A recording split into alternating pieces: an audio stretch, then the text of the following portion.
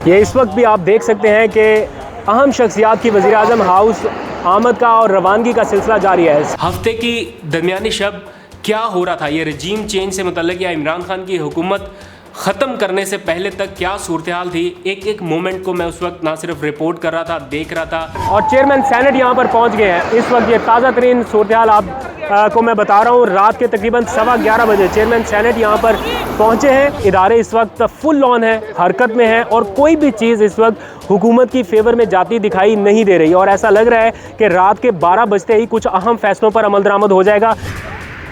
PM is going. Heli. बिस्मिल्लाहिर्रहमानिर्रहीम, अस्सलाम वालेकुम। मैं हूं अब्दुल कादिर और आप देख रहे हैं आपका अपना फेसबुक और यूट्यूब चैनल। आज तारीख है 10 अप्रैल और दिन है इतवार का। इमरान खान की हुकूमत 3 साल और 8 महीने के बाद हटा दी गई है। रजीम चेंज का जो एक ऑपरेशन प्लान किया गया था वो कामयाबी से मुकम्मल हो चुका है। ऐवान में जो अपोजिशन बेंचेस हैं वो बड़े खुश हैं और उनके जो हामी हैं वो बड़ा जश्न मना रहे हैं, लेकिन पाकिस्तानियों की एक बड़ी तादाद एक सॉलिड किस्म का रिएक्शन और रद्दअमल जाहिर कर रही है। जज्बाती मनाजर देखने में आ रहे हैं, नापसंदीदगी का इजहार भी किया जा रहा है। हफ्ते की दरमियानी शब में ऐसा क्या हुआ कि यकायक ये सारी गेम पलट गई। कुछ वक्त पहले तक ये कहने वाला कप्तान कि मैं आखिरी बॉल तक लड़ूंगा, अचानक से 20-25 मिनट के अंदर अंदर बनीगाला लौट गया। हेलीकॉप्टर उड़ा और इमरान खान साहब बनीगाला चले गए। क्या हुआ? हफ्ते की रात होने वाली कुछ गैर मामूली वाक़यात, तब्दीलियों के हवाले से BBC ने एक स्टोरी शाया की है। मैंने ख़ुद वो स्टोरी पढ़ी, लेकिन वो हक़ाइक़ से बड़ी बरक्स है, मुनाफी है, क्योंकि मैं ख़ुद ग्राउंड ज़ीरो पर मौजूद था और एक एक एक्टिविटी को उस वक्त रिपोर्ट कर रहा था। बहुत सारी चीज़ें मैंने ख़ुद होते देखी।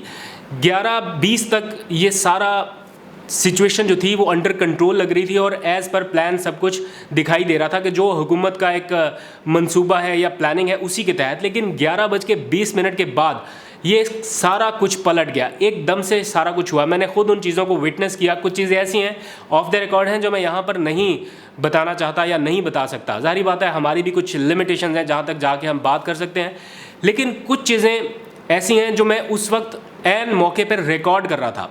हफ्ते की दरमियानी शब क्या हो रहा था, ये रजीम चेंज से मुतल्लिक या इमरान खान की हुकूमत ख़त्म करने से पहले तक क्या सूरत हाल थी, एक एक मोमेंट को मैं उस वक्त ना सिर्फ रिपोर्ट कर रहा था, देख रहा था, बल्कि रिकॉर्ड कर रहा था। और मैंने पूरा व्लॉग वहाँ पर रिकॉर्ड किया कि ताज़ा तरीन सूरत हाल से मुतल्लिक आवाम को आगाह किया जाए। मैंने रिकॉर्डिंग जैसी मुकम्मल की और इससे पहले बल्कि मैंने अपलोड भी कर दिया था, यूट्यूब के ऊपर अपलोड भी हो चुका था, लेकिन इससे पहले कि मैं उसे पब्लिक करता एकदम से ऐसे सिग्नल्स मिले कि सब कुछ बदल गया है। इस वक्त खेल पूरे का पूरा बदल गया है और आखिरी 10-15 मिनट के अंदर अंदर ये सारे डिसीजंस अब हो जाने हैं। 12 बजे से पहले पहले डिसीजन हर सूरत होने ही होने हैं। और उसी दौरान इमरान खान साहब का हेलीकॉप्टर देखा और वो उड़ता हुआ बनीगाला रवाना हो गया। आखिरी जो वज़ीर थे, मुशीर थे, वो भी आहिस्ता आहिस्ता वहाँ से निकलने लगे और मैंने वो व्लॉग अपलोड नहीं किया, लेकिन अभी मैं वो करूँगा। ये थोड़ी सी कॉन्वर्जेसन मैं आपके साथ कर लूँ। जो वहाँ पर उस वक्त हो रहा था, जो एक्टिविटी हो रही थी, जो मैंने रिकॉर्ड किया, वो सारी चीज़ें मैं अभी आपको दिखाने वाला हूँ कि क्या वहाँ पर माहौल था। कुछ चीज़ें उस वक्त के अकॉर्डिंग ठीक थी, लेकिन 10-15 मिनट के बाद सब कुछ बदल चुका था। इसलिए मैं चाहता हूँ कि जो वहाँ पर उस वक्त ग्राउंड सिचुएशन थी, मतलब 11:15 से लेके 12 बजने से 10-15-20 मिनट पहले तक, वो मैं आपको उस व्लॉग की रिकॉर्डिंग की सूरत में अभी दिखाऊंगा। लेकिन उससे पहले ये जानने के लिए कि आखिरी लम्हात में इमरान खान के साथ हुआ क्या, इस पूरे खेल में इमरान खान हारा क्यों, तो वो वजह जानने के लिए शहबाज गिल का एक ट्वीट ही काफ़ी है।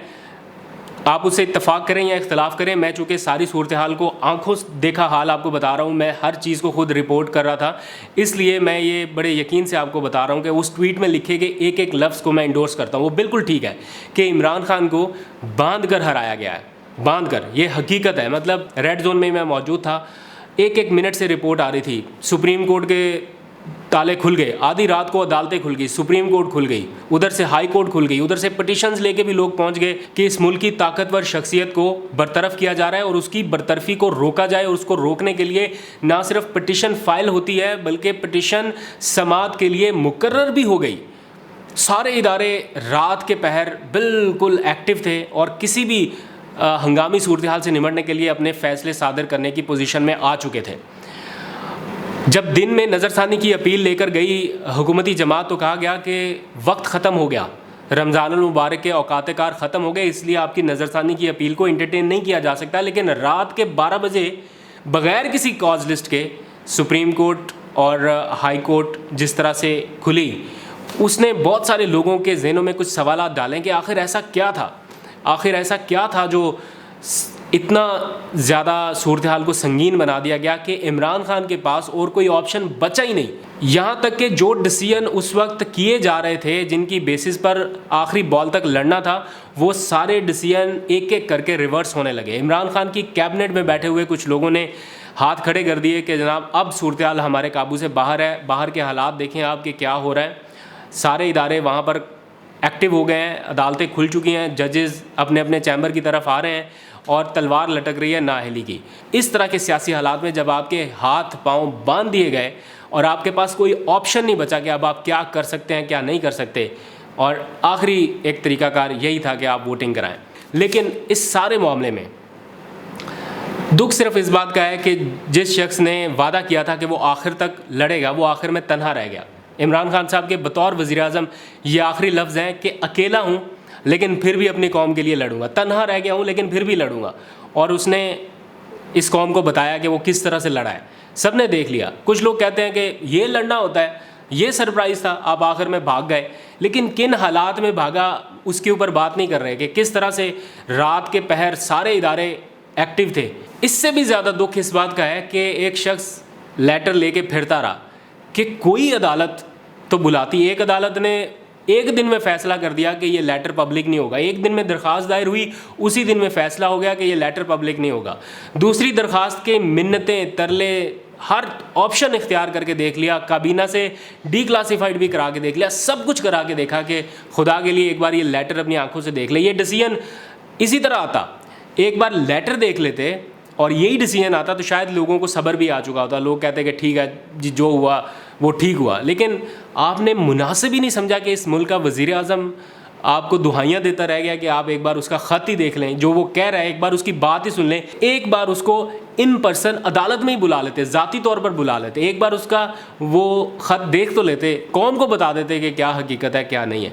उसने आखिर तक जंग लड़ी, आखिर तक कार्रवाई की। और ये जो है ना कि आला ताकतवर शख्सियत की बरतरफी के हवाले से फ़ैसला हो गया। इमरान खान इतना भी सियासी तौर पर कच्चा आदमी नहीं है कि जब उसको पता है कि सारी अदालतें रात के इस पैर खुल चुकी हैं और वो फिर भी ताकतवर शख्सियत की बरतरफी का नोटिफिकेशन करके चला जाता। उसको नहीं पता कि ये नोटिफिकेशन 2 मिनट में कल-अदम हो जाना है। कल रात को क्या हुआ वो मैं एज़ इट इज़ जो मैंने रिकॉर्ड किया वो मैं आपके सामने रख रहा हूँ।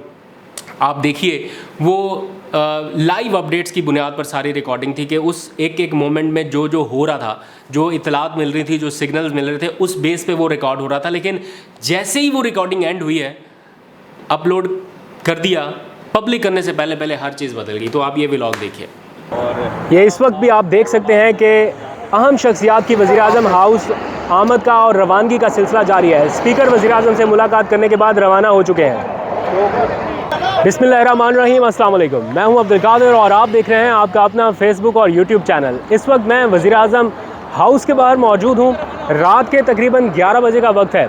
स्पीकर कौमी असम्बली अब से कुछ लम्हात पहले आपने बराह रास्त देख लिया, वज़ीर आज़म इमरान खान से मुलाकात करने के बाद यहाँ से रवाना हुए हैं। इस वक्त रेंजर्स के जवान अपनी अपनी पोजीशंस लेके खड़े हुए हैं। ये कोई गैर मामूली और हंगामी सूरत हाल है, इस तरह की नहीं है कि ये कोई अभी से यहाँ पर इनको डिप्लॉय किया गया हो। 2-3 दिन से जब से अदम एतमाद पर वोटिंग वाला सारा सिलसिला शुरू हुआ तो वज़ीर आज़म हाउस के आसपास इन्होंने अपनी सिक्योरिटी संभाली है।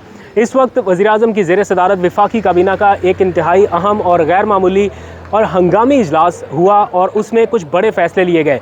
ये पहली मरतबा ऐसा हो रहा है जब मैं वज़ीर आज़म हाउस से तकरीबन रात के 11 बजे रिपोर्ट कर रहा हूँ। ज़्यादा से ज़्यादा भी लेट हो जाए तो अमूमन 7, 8 या 8:30 बजे तक ही रिपोर्ट किया है, इससे ज़्यादा कोई नहीं। लेकिन अभी इस वक्त आप देख सकते हैं मीडिया नुमाइंदगान की बड़ी तादाद यहाँ पर मौजूद है, सिक्योरिटी एहलकारों की बड़ी तादाद मौजूद है, ना सिर्फ रेंजर्स बल्कि FC के एहलकार मौजूद हैं और फिर ये मीडिया की जो लाइव DSNG सैटेलाइट वैन्स हैं वो भी लम्हा बलम्हा की नशरियात आपको आपके घरों तक पहुंचा रही है। आप लोग देख भी सकते होंगे। वज़ीर आज़म इमरान खान की ज़ेर सदारत इस वक्त अहम इजलास बैक टू बैक जारी हैं और कुछ बड़े फ़ैसले लिए गए हैं। ख़ास तौर पर एक ख़त जो धमकी आमेज़ ख़त था उसे डी क्लासीफाइड कर दिया गया है। आज उसका फ़ैसला लिया गया। डी क्लासीफाइड करने का मतलब ये है कि ये ख़त अब सीक्रेट नहीं रहा, नीम सीक्रेट एक तरह से हो गया। यानी अब अगर हुकूमत चाहे तो कुछ आला सरकारी शख्सियात को वो ख़त जो है वो दिखाया जा सकता है। अभी भी काफ़िले यहाँ से निकल कर जा रहे हैं। अचानक से रातों रात ये खबरें आना शुरू हो गई कि सुप्रीम कोर्ट के दरवाजे भी खुल गए, हाई कोर्ट को भी खोल दिया गया, फिर इलेक्शन कमीशन के ताले भी रातों रात खोल दिए गए। ये अचानक रेड जोन में क्या हो रहा है? कुछ लोगों की ये इत्तला भी थी, कुछ अफवाहें इस तरह की भी आई कि कोई हैवी डिप्लॉयमेंट इस वक्त रेड जोन के अतराफ़ में हो रही है। मैं ख़ुद यहाँ पर तकरीबन 8:30 बजे पहुँचा हुआ। उस वक्त तक यहाँ पर मैंने ऐसी कोई हैवी डिप्लॉयमेंट नहीं देखी जिस तरह की लोग बता रहे हैं कि फ़ौज की कुछ गाड़ियाँ पहुँच गई। सोशल मीडिया पर कुछ फुटेजेस गर्दिश कर रही हैं, लेकिन कुछ लोग बताते हैं कि वो पुरानी फुटेजेस हैं। लेकिन मेरे अभी कुछ दोस्त जैसे उमर जट और ये जो पीछे आप लोग देख रहे हैं, मेरे बाद आने वाले दोस्तों ने बताया कि रेड जोन के अतराफ़ में कुछ दस्ते मौजूद हैं और शायद इसलिए कि किसी हंगामी सूरत हाल का सामना ना करना पड़ जाए उसलिए मौजूद हैं। एक बहुत अहम डेवलपमेंट इस वक्त जो शहर इक़्तिदार में हो रही है, जिसके हवाले से बेइंतहा रूमर्स हैं, वो ये कि शायद किसी बड़ी शख्सियत को, आप मेरा इशारा समझ रहे होंगे, मैं अभी नाम नहीं ले पा रहा किसी रीज़न की वजह से, बड़ी शख्सियत को उनके ओहदे से हटाया जा रहा है और ना हटाया जाए इसलिए एप्लीकेशन इस्लामाबाद हाई कोर्ट में दायर कर दी गई। इसकी ज़रूरत क्यों पेश आई? अब से कुछ देर पहले वज़ीर-ए-आज़म की सीनियर सहाफ़ियों से मुलाकात हुई। उन्होंने कहा कि मैं किसी अस्करी क़यादत को उनके ओहदे से नहीं हटा रहा, ना मैं हटाना चाहता हूँ और ना ही ऐसा कोई फ़ैसला हुआ। यहाँ पर इस वक्त जो ट्रैफिक कंट्रोल करने वाले अहलकार हैं वो मुसलसल सायरन बजा बजा कर वार्न कर रहे हैं कि वीआईपी मूवमेंट्स हो रही हैं। यहाँ पर आप देख सकते हैं लम्हे लम्हे के बाद ये वीआईपी मूवमेंट यहाँ पर हो रही है और चेयरमैन सेनेट यहाँ पर पहुँच गए हैं। इस वक्त ये ताज़ा तरीन सूरत हाल को मैं बता रहा हूँ। रात के तकरीबन 11:15 बजे चेयरमैन सेनेट यहाँ पर पहुँचे हैं। ये अभी के मनाज़र आपने देखे। इस तरह लम्हा बलम्हा यहाँ पर बड़ी बड़ी हैपनिंग्स हो रही हैं। कुछ टीवी चैनल्स ये रिपोर्ट कर रहे हैं कि वज़ीर-ए-आज़म इमरान खान अपने ओहदे से मुस्ताफ़ी हो रहे हैं और कोर्ट किसको कर रहे हैं? भारतीय मीडिया को। ख़ास तौर पर जियो टेलीविज़न पर अगर आप कुछ देर पहले ये खबरें देखें तो वहाँ पर ये खबरें चलाई गई कि इमरान खान मुस्ताफ़ी हो सकते हैं और कोर्ट किसको किया जा रहा है? भारतीय मीडिया को। मैं उनसे पूछना चाहता हूँ, आपके अपने रिपोर्टर भी यहीं पर मौजूद हैं, यहीं पर आस-पास कहीं पर मौजूद है, बल्कि यहाँ पर ये अयाज़ अकबर यूसुफ़ज़ई जियो न्यूज़ के रिपोर्टर हैं, यहाँ पर मौजूद है। इनसे पूछिए, ये बताएंगे आपको कि वज़ीर-ए-आज़म क्या करने जा रहे हैं। ये ग्राउंड ज़ीरो पर मौजूद है, लेकिन वहाँ से भारतीय मीडिया को कोट करके खबरें चला रही हैं कि जनाब इमरान खान ने मुस्ताफ़ी होने का फ़ैसला कर लिया। ये बड़ी अफसोसनाक बात है। जो रिपोर्टर्स आपके ग्राउंड ज़ीरो, आप फिर सारी रिपोर्टिंग भारतीय रिपोर्टर से करा लें, भारतीय चैनल से करा लें।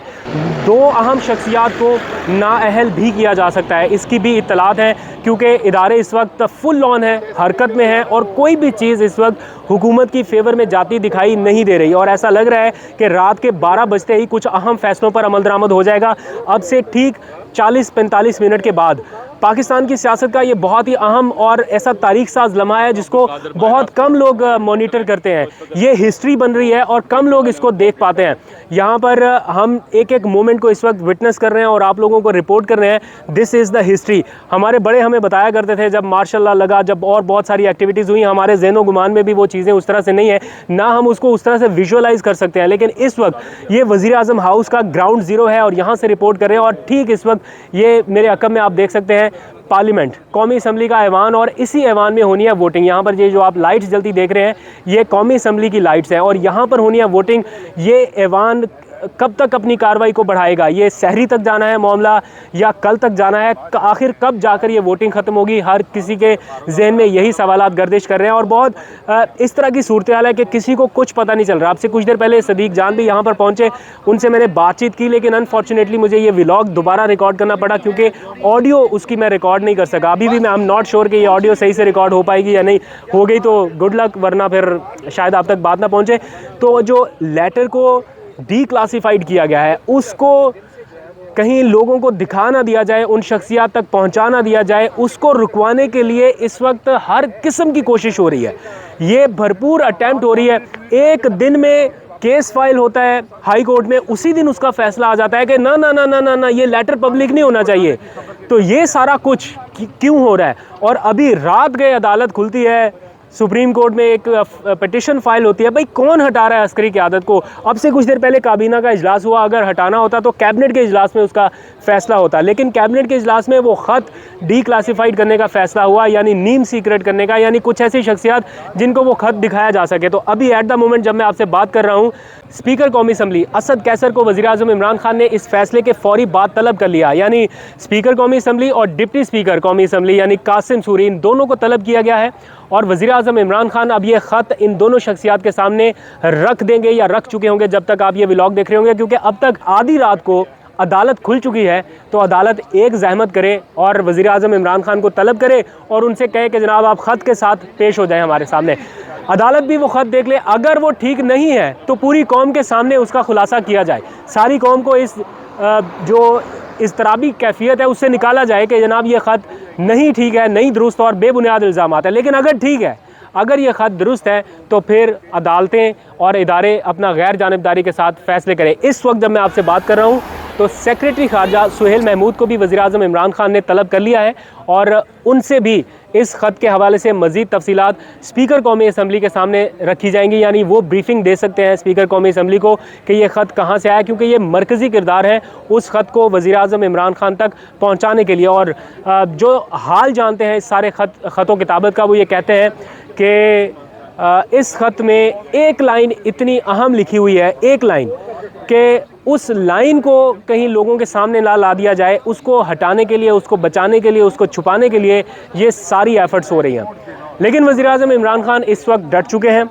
रिज़ाइन करना है, नहीं करना है, वोटिंग में जाना है, नहीं जाना है, ये फ़ैसला हो चुका है। मैं आपको बता रहा हूँ ये फ़ैसला हो चुका है, हुकूमत जानी है, शहबाज शरीफ साहब के पास इक़्तिदार जाना है और इसका फ़ैसला हो चुका। आपने पार्लियामान में आज मनाज़र देख लिए, कोई सोफ़े के ऊपर सोया पड़ा है, कोई कुर्सी के ऊपर सोया है, कोई टेबल के ऊपर सोया है, सब लोग बेचारे थक चुके हैं। और ना सिर्फ ये जो वोटिंग का इंतज़ार करने वाले लोग हैं ये थक गए, बल्कि उनके जो हामी सहाफ़ी हैं वो भी बेचारे थक गए और अब ऐवान से आहिस्ता आहिस्ता फिर निकलने लगे, फिर वापस, फिर निकल गए, फिर वापस। जितनी बार इजलास अर्जेंट हुआ उतनी बार ये अरकान और ये उनके हामी सहाफ़ी जो हैं वो वापस गए हैं। सबको इंतज़ार है कि बस वोटिंग हो जाए किसी तरह से, वज़ीर-ए-आज़म अपने ओहदे से हटे और शहबाज शरीफ साहब उनके अपने ओहदे पे वापस आ जाएं। इस टाइम शहबाज शरीफ साहब बेचारे क्या सोच रहे होंगे आप इमेजिन कर सकते हैं। ग्राउंड ज़ीरो से मैं आपको रिपोर्ट करता रहूँगा, आपसे कल मुलाकात होगी। हो सकता है वैसे रात 12 बजे कोई नई डेवलपमेंट हो जाए, आज तक के लिए नहीं बल्कि अभी तक के लिए इतना ही। कोई नई डेवलपमेंट होती है तो मैं आपको अपडेट करूँगा, लेकिन यहाँ का एक बार माहौल मैं एंड पे आपको फिर दोबारा दिखा दूँ कि यहाँ पर ये सारे जर्नलिस्ट जो हैं वो मौजूद हैं वज़ीर-ए-आज़म हाउस में। और ये जाने वाला रास्ता ये आबाद है, रात के इस टाइम सुनसान होता है, लेकिन यहाँ पर अहम शख्सियात आ रही हैं, जा रही हैं, आ रही हैं, जा रही हैं और बड़ी अजीब व गरीब सी सूरत हाल है। और पूरा मीडिया मुंतज़िर है और सिक्योरिटी हुकाम अलर्ट खड़े हुए हैं यहाँ पर कि किसी भी किस्म की कोई ऐसी सूरत हाल अगर पेश आती है तो उसको काउंटर करने के लिए। तो आज तक के लिए, अभी तक के लिए इतना ही। कुछ देर में शायद दोबारा हाज़िर हूँ। सदीक जान साहब ने मेरे से गुफ्तगू की थी, मैं वो सही ऑडियो नहीं उनकी रिकॉर्ड हो सकी, तो सबूत के लिए मैं वो आपके साथ लगा रहा हूँ। यहाँ पर आप उसको देख लीजिए, ऑडियो ऊंची करके अगर सुन सकते हैं कि उनका क्या कहना था, क्या उनका पॉइंट ऑफ व्यू था। वो कुछ देर के लिए आए और फिर फ़ौरन वापस चले गए। उन्होंने बातचीत तो की लेकिन अनफॉर्चुनेटली ऑडियो नहीं रिकॉर्ड हो सकी। तो उनका क्या कहना है अगर आप सुन सकते हैं तो सुन लें, अगर नहीं सुन सकते तो उसके लिए मैं माजरत खाऊँ। आज तक के लिए इतना ही। सदीक जान की ज़रा बात सुनिए। सदीक जान साहब यहाँ पर इस हंगामी सूरत हाल के पेश नज़र पहली बार पहुँचे हैं। इस तरह रात के ना मैंने कभी रिपोर्टिंग की है यहाँ पर, और सदीक जान साहब को भी कम देखा इस तरह रिपोर्टिंग करते हुए ग्राउंड पर। तो ग्राउंड जीरो पर आप मौजूद हैं, इस तरह की सूरत हाल देखें, आपको क्या इत्तला मिली कि आप रात की इस तरह यहाँ पर